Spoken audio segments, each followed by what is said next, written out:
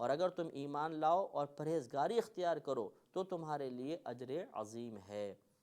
پھر یہاں پہ آپ کلام میں اسلوب دیکھیے کہ فقط ایمان لانے کو اللہ تبارک و تعالی نے کافی قرار نہیں دیا، بلکہ وَتَتَّقُوا کے آگے قید فرمائی کہ پھر تم پرہیزگاری بھی اختیار کرو۔ اور پرہیزگاری کا خلاصہ نکالا جائے تو دو چیزوں کا مجموعہ آپ کو نظر آئے گا، ایک عبادات کو کامل طریقے سے ادا کرنا، اور دوسرا معاصی سے اجتناب، یعنی گناہوں سے اجتناب کرنا۔ یہ دو چیزیں جمع ہوں گی تب کہیں جا کے کوئی شخص متقی بنتا ہے۔ ہم نے آج کل شارٹ کٹ اختیار کرنا شروع کر دیے ہیں کہ کوئی مطلب کسی غریبوں کو کھانا کھلا دیا، کسی مقام پر کچھ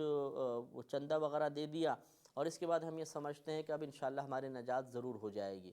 حقیقتاً تقوی اور پرہیزگاری اختیار نہیں کرتے ہیں، اور جو تقوی کا حقیقی معنی ہے اسے کسی میں تلاش کیے بغیر اسے بعض اوقات متقی بھی کہہ دیتے ہیں۔ جیسے جی یہ بڑے متقی صاحب ہیں، کیوں جی نماز پڑھتے ہیں؟ جی نماز تو نہیں پڑھتے، روزہ رکھتے ہیں، روزہ بھی نہیں رکھتے، سود لیتے ہیں، جی ہاں، رشوت لیتے ہیں، جی ہاں، بدنگاہی کرتے ہیں، جی ہاں۔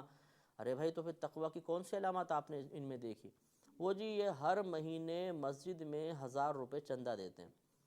تو 1000 روپے چندہ دینے کو ہم نے تقوی کا معیار بنا لیا اور ان کو متقی بنا دیا، اور ان کا تعارف متقی کی حیثیت سے کراتے ہیں کہ جی ماشاءاللہ ان سے ملے، بڑے متقی آدمی ہیں۔ تو بھائی متقی ہونا کہ مسجد میں چندہ دیا تو وہ متقی ہو گیا، غریبوں کو دیکھ پہ کھلا دی پکا کے تو یہ متقی ہو گیا، ایسا نہیں ہے۔ بلکہ تقوی اور پرہیزگاری کا مطلب تو ہے، تقوی کا معنی ہی بچنا ہے۔ تو آدمی ارتکاب معاصی سے جب تک نہیں بچے گا، گناہوں سے جب تک نہیں بچے گا، وہ متقی کیسے ہوگا؟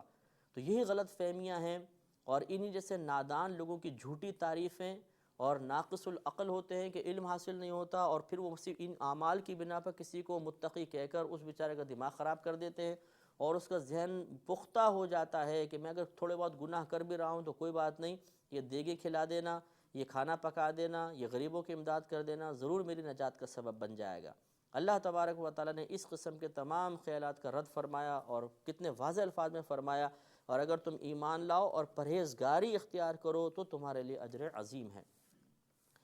وَلَا يَحْسَبَنَّ الَّذِينَ يَبْخَلُونَ بِمَا آتَاهُمُ اللَّهُ مِنْ فَضْلِهِ هُوَ خَيْرًا لَهُمْ، اور ہرگز نہ گمان کریں وہ جو بخل کرتے ہیں اس چیز میں جو اللہ تبارک و تعالی نے انہیں اپنے فضل سے عطا فرمایا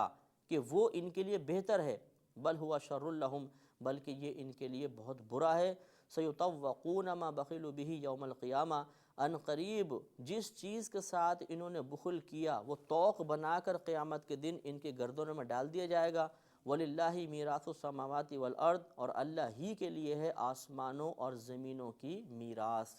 یعنی تمام جتنی چیزیں ہیں وہ اللہ ہی کے لیے ہیں۔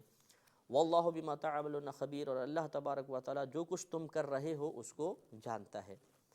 تو مفسرین کرام نے یہ بیان فرمایا کہ یہ آیت اصل میں زکوٰۃ کے بارے میں نازل ہوئی کہ اللہ تبارک و تعالیٰ نے جو مال و متاع ہمیں عطا کیا، اگر کوئی شخص زکوٰۃ نکالنے میں بخل سے کام لے گا تو پھر یہ زکوٰۃ بروز قیامت جو مال اس نے بچایا یہ ایک سانپ کی شکل میں، توق کی شکل میں اس کی گردن میں ڈال دیا جائے گا اور وہ رسوا ہو جائے گا۔ نبی کریم صلی اللہ علیہ وسلم کی بخاری کی روایت ہے کہ جو زکوٰۃ ادا نہ کرے تو اس کے مال کو ایک سانپ کی شکل میں بروز قیامت، سانپ کی شکل میں اور توق بنا کر، ہار جیسا بنا کر اس کے گلے میں ڈال دیا جائے گا، اور یہ سانپ اسے ڈس رہا ہوگا اور کہے گا کہ میں تیرا وہ مال ہوں جس میں تو نے بخل کیا اور زکوٰۃ وغیرہ نہیں نکالی۔ اس سے یہ معلوم ہوا کہ اپنے مال کا حساب و کتاب کر کے اسے اللہ تعالیٰ کی راہ میں جو فرض ہے، واجب ہے،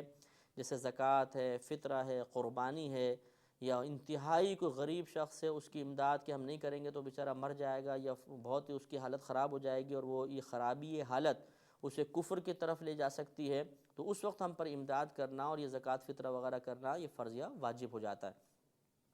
تو ہر شخص کو چاہیے کہ وہ اپنے مال کا حساب و کتاب کرے کہ کیا اللہ تعالیٰ کے کچھ حقوق تو اس سے وابستہ نہیں ہیں، اگر ہیں تو انہیں فوری طور پہ ادا کرنے کی کوشش کرے۔